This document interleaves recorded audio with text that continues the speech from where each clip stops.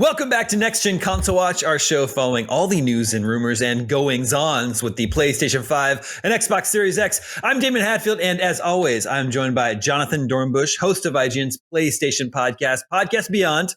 You can't add a new thing in there, Daemon. It throws me off. All these goings-ons.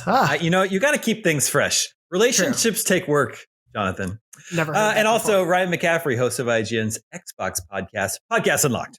Happy Halo Week, Damon. It is Halo Week. It's out. It happened. We made it. Out. 6 years. And it's amazing. Halo Infinite is out. You reviewed it. You gave it the single player campaign a 9. The multiplayer is also very well received. So Xbox is definitely on a winning streak right now with the 1-2 punch of Forza, now Halo.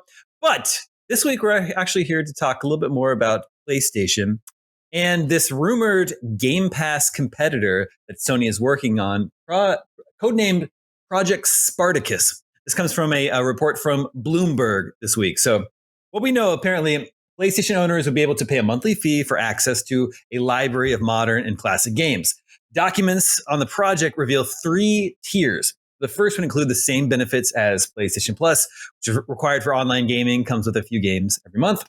A higher tier will offer access to the gaming catalog, like Game Pass, and that would And then a third tier would include demos, game streaming, and access to a larger library, all the way back to PlayStation 1, 2, 3, and ESP. This is supposedly expected to launch next spring, so it wouldn't be that far out. Jonathon, let's begin with you. Let's get your take. Do you have any sort of what's your level of confidence that this is true and accurate, and how does it sound to you? In terms of how accurate it is, this, obviously things could dramatically change. PlayStation hasn't confirmed any of these details yet to us or to any other outlet, but this feels pretty on the money for what it seems like they've been working toward. I think it's been over a year that PlayStation execs, I think Jim Ryan and a few others, have said we're aware of the Game Pass success and the comparisons, and we are working on something more robust, but it just hasn't been the right time to announce it. And I think especially, as you were saying, with Forza and Halo and more of the last year of Game Pass's success, next year feels like a pretty good time to reveal something like this. And so I think the timing makes a lot of sense. I think the offerings make a lot of sense of what I would expect from Sony, and we can get into the nitty gritty of what is and isn't mentioned there. But I do think, for years, ever since they kind of took PS3 and Vita games off of PlayStation Plus's free monthly games, I think I've been saying on Podcast Beyond at least 2 or 3 times a month that they should just put PS Now into PS Plus and have it as an added bonus, because that service doesn't really get enough air. And I don't think no matter what they've done to it, it continues to still fly under the radar. So you might as well just put it into your more popular service. And this sort of feels like that, but then there's, more on top of it. Ryan, for years now, Game Pass has really been the biggest selling point to get into the Xbox ecosystem. Does a competitor from PlayStation, do you think Xbox has anything to worry about that? Not necessarily. I mean, inevitably, we'll probably see some third-party just arm wrestling matches between Sony and Microsoft on third-party games of who can sort of make the sweeter offer. Because as Jonathon alluded to, Microsoft has had some big third-party day one gets with Game Pass this year. Sort of probably the one that strikes closest to the heart of Sony itself was obviously MLB The Show. Now, certainly that was no doubt probably MLB's decision more than Sony's decision, but the point is it happened. Alongside Outriders was a big one, and Back 4 Blood more recently. That's straight into Game Pass on day one on Xbox versus just paying $60 for it on your PS5. So it will be interesting to see kind of how deep Sony is willing to go into their catalog in terms of the stuff from the past last few years is certainly a given, I would think. But are they going to go day one with their $70 games? And I don't say $70 like maliciously or dismissively, but they made a clear choice to price their games at $70 for first party stuff, and Microsoft has not done that. They are pushing Game Pass instead. So I wonder how that will shake out. Yeah, go ahead, Jonathan. I was just going to say, I think it is almost definite that they will not have day one first party games on there. I would put a lot of money behind the idea that PlayStation won't put their exclusives on launch on a service like this until they feel like they need to. I think PlayStation very much still loves the launch day sales success they get to boast, more so than player count. You know, obviously Microsoft has been showing the player counts for Forza and Halo, and well deserved, obviously. But I don't think PlayStation is going to want to give up the sort of the prestige and the billing that you get with saying, here's this game on launch day, it's going to be $70. I do think there will be, you know, first party games as part of the service, whether it's stuff from launch. I certainly think something like Demon Souls or Sackboy or things of that nature could appear on here after they've been, you know, available for a little bit. But at the very least, when the service first comes out, I would be shocked if PlayStation is like, you know, God of War Ragnarok day one on this service. I just don't see that happening. But and if they do that, though, Jonathan, if you're correct about that, then it's effectively going to be a lot like Game Pass when it first launched. Yeah. When even though Microsoft said they were putting all their first party games in, there weren't any first party games, and the few that were there were generally not great. But, you know, you look at Game Pass now with, we were talking off air about, look at the winning streak that Microsoft has had this year between Flight Simulator and Psychonauts 2 and even Deathloop counts. They published it. It happened to be published on PlayStation 5. But that, and then you mentioned Forza Horizon 5 and Halo Infinite. Suddenly, when you've got all that plus these third-party games, a mix of old and new, like the Game Pass proposition is irresistible. And if Sony does launch this thing without putting their first-party stuff in day and date, and I'm sure you laid out a great case for why they wouldn't, but boy, it certainly makes it a heck of a lot less appealing if they're just going to resort to the back catalog. First-party games. Yeah, for me, I see it less as a like direct one-to-one of what, you know, creating something for Game Pass, because Game Pass was born out of, and, you know, this is obviously not a diss toward Microsoft, but it was born out of the need to get people to want to come into their ecosystem, and it's worked and it's continuing to pay off. But PlayStation, I don't think feels that need. And so until they feel that pressure, I don't think that would be a part of it. I'd love to be proven wrong, because obviously it would make an easier comparison, but I do think whatever this thing is, it's going to be a mix of Game Pass, Nintendo Switch Online, and PlayStation Plus, but not the best version of all three of those things combined necessarily. Yeah, I agree with Jonathan. It's hard to imagine Sony saying, okay, all of our future first party games are going to launch day and date into this service. Ryan, I believe Microsoft has reported 18 million Game Pass subscribers as of today. God of War 2018 has sold nearly 20 million copies. So God of War Ragnarok, you have to imagine they don't want to give up selling 20 million copies of a $70 game, right? But on the other hand, it's without that feature, it's just like Ryan said, it's not even going to come close to being considered as good a value as Game Pass is. But I don't know if PlayStation is trying to do that, at least at its launch. I don't know if they're going to try to be like it's going to beat Game Pass. They just want to give something to the PlayStation audience to subscribe to. And I do think, you know, PlayStation obviously does put quite a premium on getting exclusives from third parties, whether they're AAA games or indies or things like that. And so I could see some of those maybe being day one launch exclusives. As Ryan said, I think what this is going to create is a lot of a benefit for third parties of which of these two sides is going to spend more to get them day one for their services. Jonathan, do you think this rumored 3-tier setup could factor into those day one first party games? Could the highest tier have God of War Ragnarok on day one? It depends on the price. If the third tier is some crazy, you know, $30 a month subscription thing, like a really absurdly priced sort of thing, you know, Game Pass Ultimate is $15 a month. I think if it's a very highly priced third tier, it's more reasonable. But I think if it's still a $15 competitively priced thing, I don't think so. I think it's going to really come down to that, because I do think PlayStation is going to want this to sort of be PlayStation Plus at the end of the day. If they don't have day one first party games, Jonathan, what do you think the real appeal of this could be? Is it the access to the back catalog, or just having some sort of game library, which ends up being cheaper than buying multiple full price games a year? What's the real value here?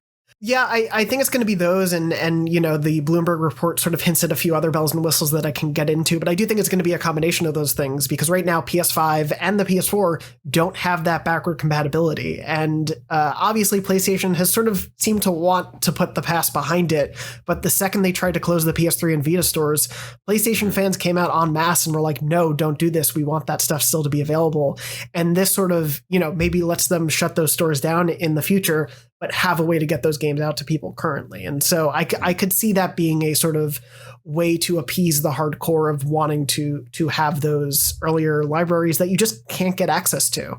It's unfortunate to gate that behind a subscription service, but I could see that being a big thing.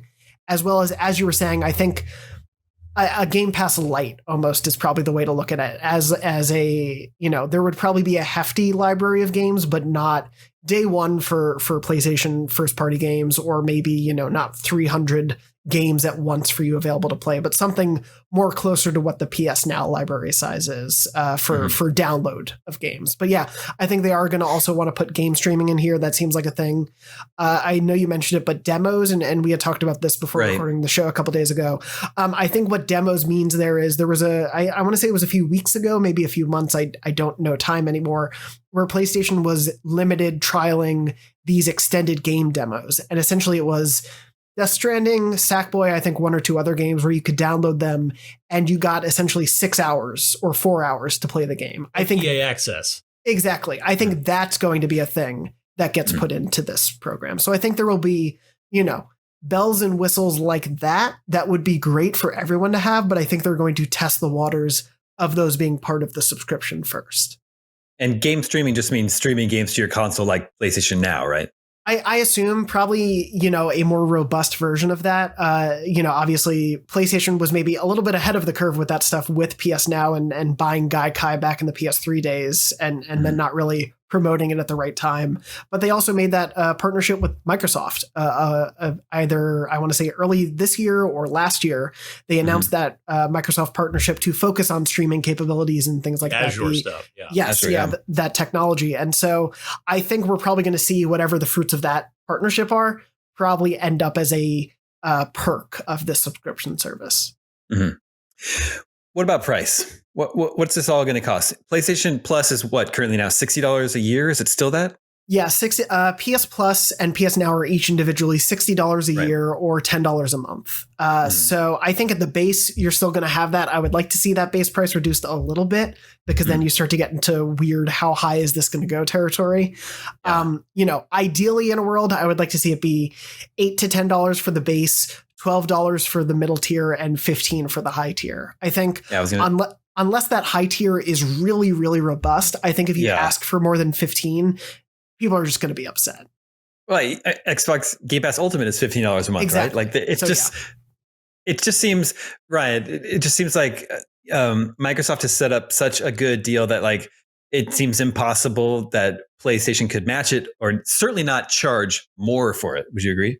Well, again, it comes back for me with that question to day one with the first party games, because if God of War is in there, if Horizon Forbidden West is in there on day one, then sure, they can absolutely charge 15 or maybe even get away with 20 a month. But yeah, you're right. I mean, $15 a month for Game Pass Ultimate is every first party game on day one, this large catalog of both new and older third party games. And also you can play everything on PC and you can stream everything to your PC, console, or phone. So yeah, it's the $15 a month that you're paying for Game Pass Ultimate is, I think it's pretty fair to say it's a pretty good value. For sure. Well, it's definitely an interesting prospect. PlayStation having its own Game Pass competitor. I would love for PlayStation to have a library subscription service that is equal to Xbox Game Pass. I don't know. We'll have to see. Probably won't have to wait too long. Damon, would you subscribe to both? Like I think that's another question we might want to hit on real quick. Is like what would it take for for you to subscribe to both, or is this going to be a thing where you kind of pick one or the other based on where you generally play more of your games? Yeah, they'd have to. I mean, they'd have to have something unique that I'm not getting out of Game Pass. Like if they really open up the libraries, like the old PS1, 2, and 3 libraries, and there's like a big variety of games from each of those consoles, that would probably be enough for me. Provide an easy way for me to revisit all those games. But even though they'd be monetizing backwards compatibility, something Xbox gives you for free, that's still that nostalgia draw is enough. Yeah. I mean, it's still which is understandable. I'm a big retro gamer in general. So if anyone provides me an easy way to play older games, I'm usually on board for that. Yeah, to be fair, you do still have to, of course, buy those games to play on Xbox. They're, not just free out there. But so, yeah, I could see this being PlayStation's way. There are so many great classic games. And yeah, to Damon's point, like, obviously, if you're more retro inclined, it's probably a bigger sell. But Ratchet & Clank came out this year. There was no way to play anything but the 2016 Ratchet & Clank on the PS4 or PS5 ahead of launch. If they ever bring back something like Sly Cooper, there's no way to show people that game. Even something like Metal Gear is a huge franchise on now multi-platform. Metal Gear Solid 4 is just trapped on the PS3. Well, like we said, we probably won't have to wait too long to find out, if this is real and how it's all going to shake out, if this is actually planned to launch in spring 2022. Stay tuned. Our second topic this week is that we finally have the first third-party PlayStation 5 controllers coming from Scuf.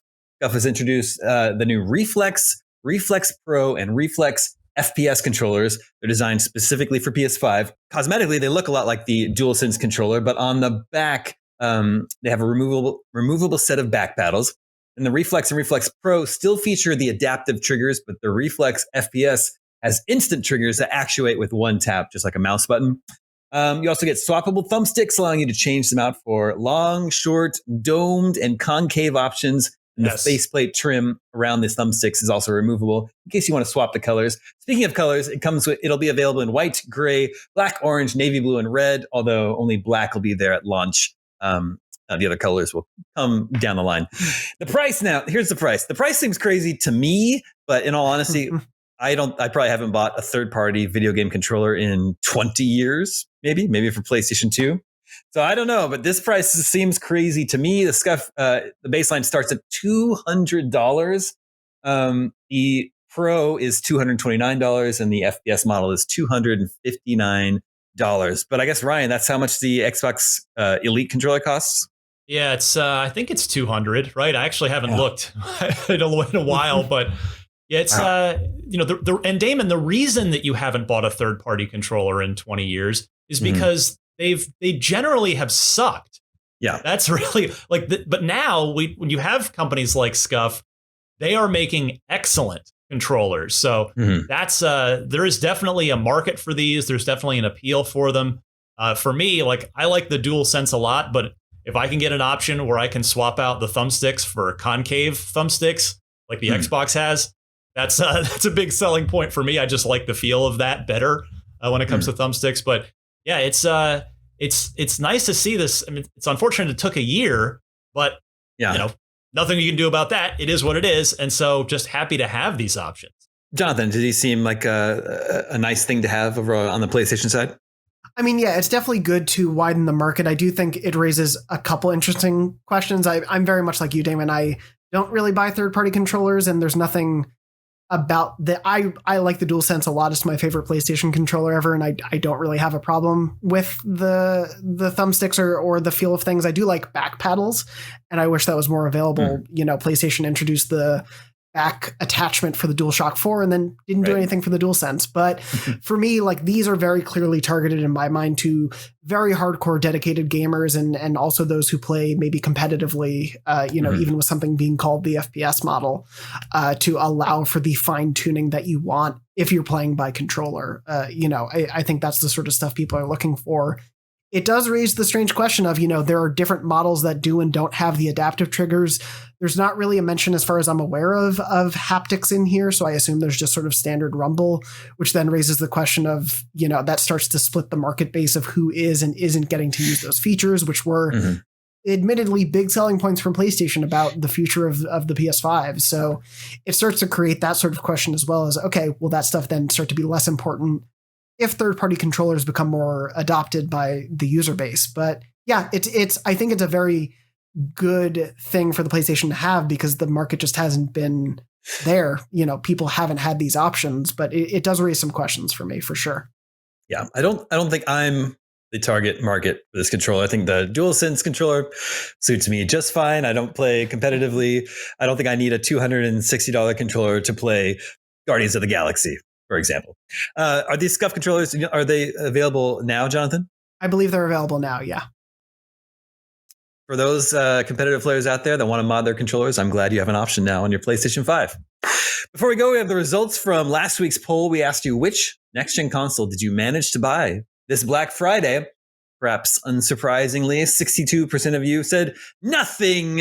You got nothing. You were not able to buy a next-gen console. But even though we heard that the Xbox Series S was the best-selling console over Black Friday, PlayStation 5 was the result that got the most votes from IGN. 18% of you said you were able to get a PlayStation 5. And surprisingly, there's some funny math happening here because Xbox Series S is way down near the bottom with just 5% of the vote, even though it was the best-selling console of Black Friday.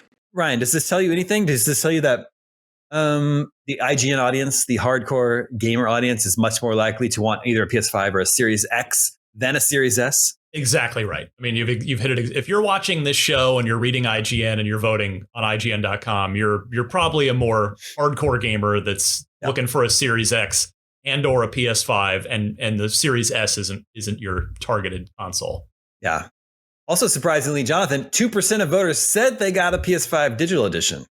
I mean, good no for way them. to verify this, but yeah, it's good to know they're out there. It's a sort of Tobias, there are dozens of us sort of feel to that number. It might be about the split too. Like there might be 98 disc PS5 models for every two. I mean, for every two digitals. God. It feels like that. I, for one, did actually get a Series S this Black Friday. There you go. But yeah. Wow. Very cool. Do you also have a Series X? We do, yeah. Oh. We had a Series X, and then we got the Series S so that my girlfriend and I can play Halo together. Very cool. Okay, a poll for you to vote on for next week. What would get you to subscribe to Sony's Game Pass competitor, Project Spartacus?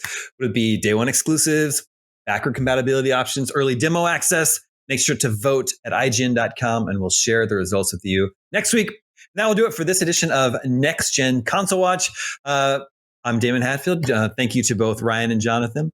Thank you to Alan working behind the scenes, making this episode possible. We'll be back next Friday, 6 a.m. Pacific, 9 a.m. Eastern with more PlayStation 5 and Xbox Series X news. We'll see you then.